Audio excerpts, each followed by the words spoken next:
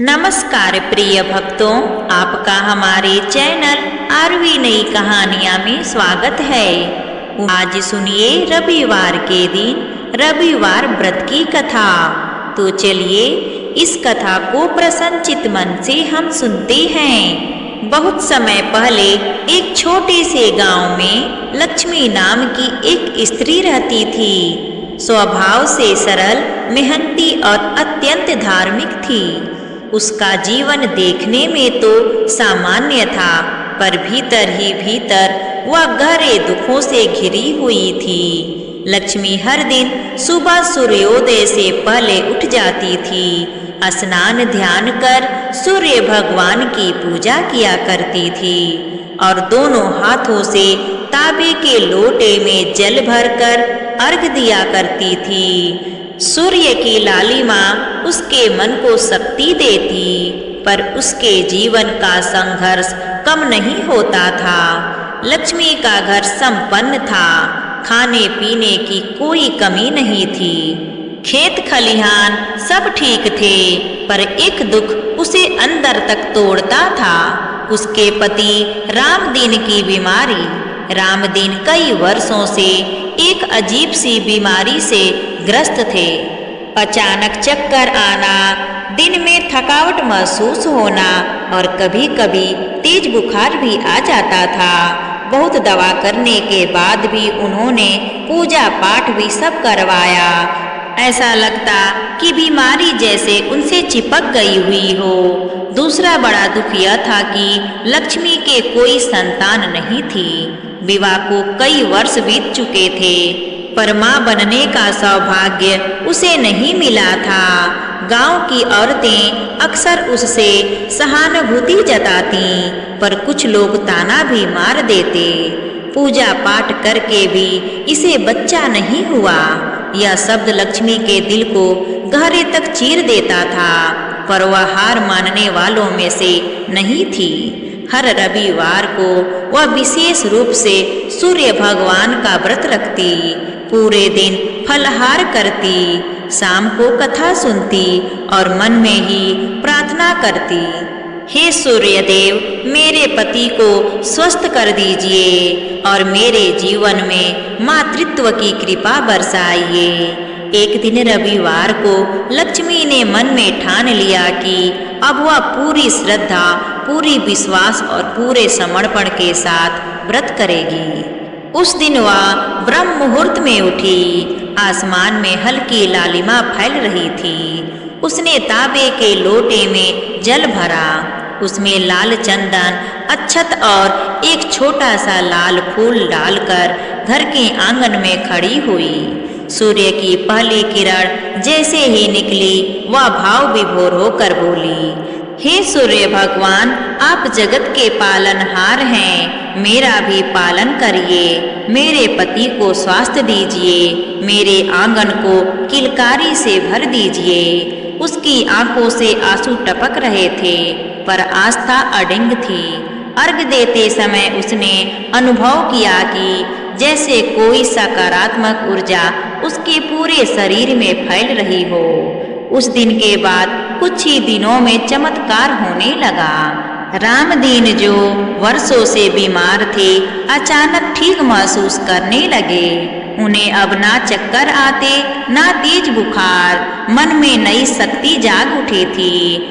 Doctor ने कहा, लगता है अब शरीर ने बीमारी पर विजय पा ली है। लक्ष्मी खुशी के मारे रो पड़ी। वह जानती थी कि यह सूर्य भगवान की ही कृपा है। कुछ महीनों बाद दूसरा बड़ा चमत्कार हुआ। लक्ष्मी ने महसूस किया कि उसके गर्भ में नई जिंदगी पल रही है। उसकी आंखों से आंसू बह निकले, पर इस बार दुख के नहीं बल्कि अपार आनंद के। वह दौड़कर पति को बताने गई। रामदीन ने भी प्रसन्नता से उसे गले लगा लिया। गांव में खुशखबरी फैल गई। लोग कहने लगे, देखो, सच्ची श्रद्धा कभी व्यर्थ नहीं जाती। समय बीतता गया। लक्ष्मी के घर एक सुंदर पुत्र ने जन्म लिया और कुछ वर्ष बाद एक पुत्री भी हुई। उसके घर की रौनक लौट आई। राम दिन बिल्कुल स्वस्थ हो गए थे और खेत खलिहान फिर से उनकी मेहनत से लहलहा उठे। जब भी कोई स्त्री उससे अपनी परेशानी बताती, लक्ष्मी प्रेम से कहती, बहन मैं तुम्हें एक ही बात कह सकती हूँ, सुबह उठकर सूर्य भगवान की पूजा करो, नियमित अर्घ दो और रविवार का व्रत श्रद्धा से रखो। सूर्य देव कभी खाली हाथ नहीं लौटाते। वह अपने जीवन का सबसे बड़ा सबक हर किसी को बताती। दर्द कितना भी बड़ा क्यों ना हो, विश्वास उससे भी बड़ा होना चाहिए। लक्ष्मी की कथा धीरे धीरे पूरे गांव में प्रसिद्ध हो गई। लोग उसके घर आकर सूर्य पूजा के उपाय पूछते और वह सबको धैर्य, श्रद्धा और नियमित रूप से पाठ पढ़ाती। सूर्य भगवान व्यक्ति के जीवन से अंधकार दूर करते हैं। नियमित अर्घ देने से मन, शरीर और घर दोनों प्रकाशमय होते हैं। सच्ची श्रद्धा और धैर्य से असंभव भी संभव हो जाता है। भगवान पर विश्वास कभी निरर्थक नहीं जाता। लक्ष्मी ने जो भोगा उसी ने उसे मजबूत बनाया। उसके पति की बीमारी, उसकी निसंतानता, समाज का तिरस्कार, सब पर उसने जीत पाई केवल विश्वास और पूजा से। और इस तरह वह सबको यही कहती रही, हे सूर्य भगवान, जैसे आपने मेरा जीवन संवार दिया वैसे ही सबका जीवन प्रकाश से भर दीजिए। अब आइए सूर्य भगवान की एक और कथा सुनते हैं। प्राचीन काल में एक बुढ़िया थी। वह नियमित रूप से रविवार का व्रत करती थी। रविवार के दिन सूर्योदय से पूर्व उठकर बुढ़िया स्नान आदि से निवृत्त होकर आंगन को गोबर से लीपकर स्वच्छ करती।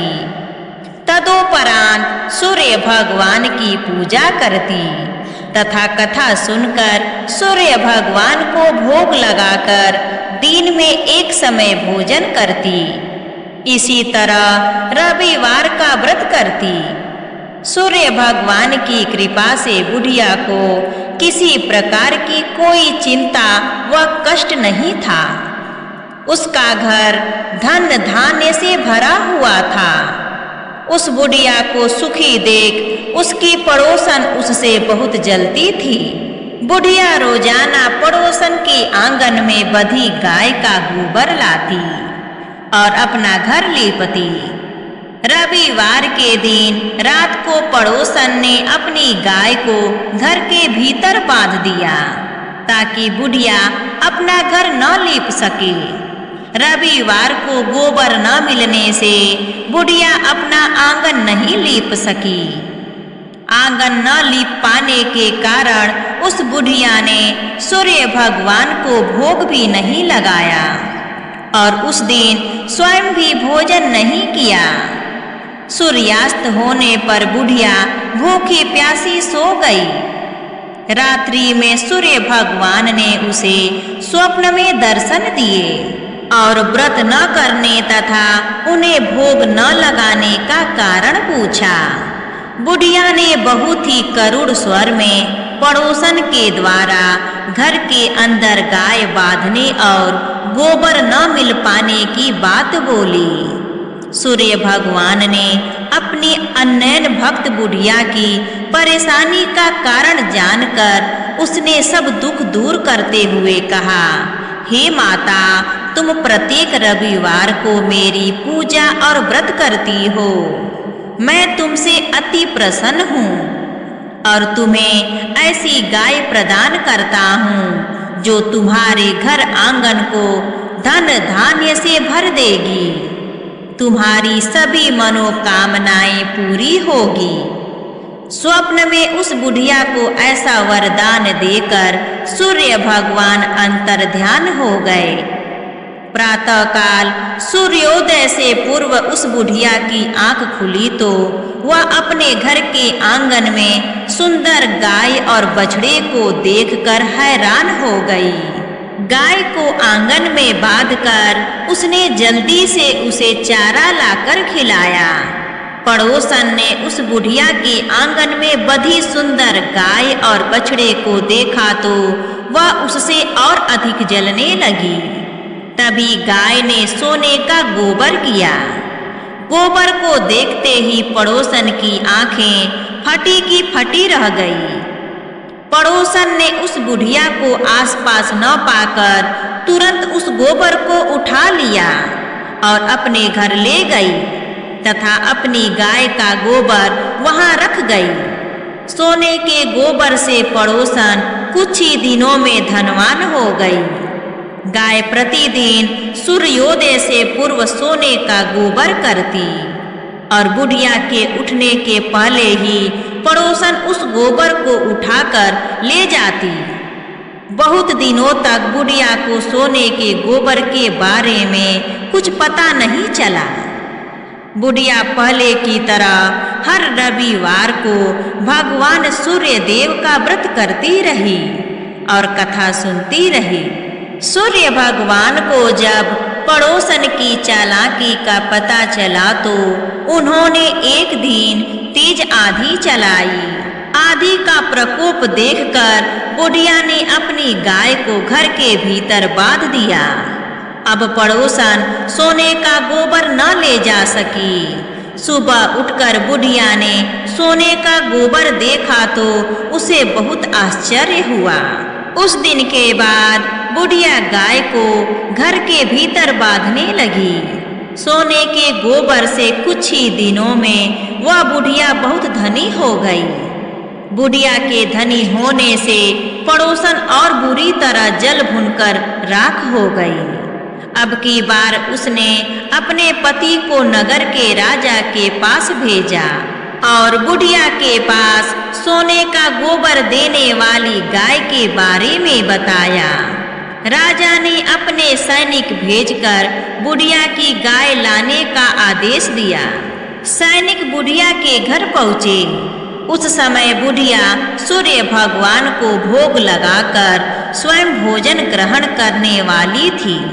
राजा के सैनिक जबरदस्ती गाय और बछड़े को महल की ओर ले चले गए।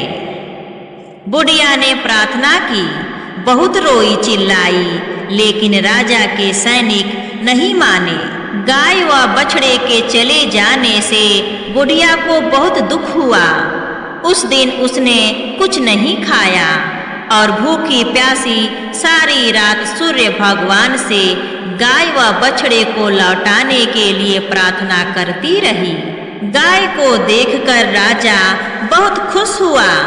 सुबह जब राजा ने सोने का गोबर देखा तो उसके आश्चर्य का ठिकाना न रहा। उधर सूर्य भगवान को भूखी प्यासी बुढ़िया को इस तरह प्रार्थना करते देख उस पर बहुत दया आई। उसी रात सूर्य भगवान ने राजा को स्वप्न में कहा, राजन, बुढ़िया की गाय व बछड़ा तुरंत लौटा दो, नहीं तो तुम पर विपत्तियों का पहाड़ टूट पड़ेगा। तुम्हारे राज्य में भूकंप आएगा, तुम्हारा महल नष्ट हो जाएगा। सूर्य भगवान के स्वप्न से बुरी तरह भयभीत राजा ने प्रातः उठते ही गाय और बछड़ा बुढ़िया को लौटा दिया। राजा ने अपनी तरफ से भी बहुत सा धन देकर बुढ़िया से अपनी गलती के लिए क्षमा मांगी। राजा ने पड़ोसन और उसके पति को उनकी इस दुष्टता के लिए दंड भी दिया। इसके बाद राजा ने राज्य में घोषणा करवाई कि सभी स्त्री पुरुष रविवार का व्रत करें। जनता ने भी ऐसा ही किया। रविवार का व्रत करने से सभी लोगों के घर धन धान्य से भर गए। चारों ओर खुशहाली छा गई। सभी लोगों के शारीरिक कष्ट दूर हो गए। निसंतान स्त्रियों की गोद भर गई। राज्य में सभी स्त्री पुरुष सुखी जीवन यापन करने लगे। प्रेम से बोलिए सूरज भगवान की जय।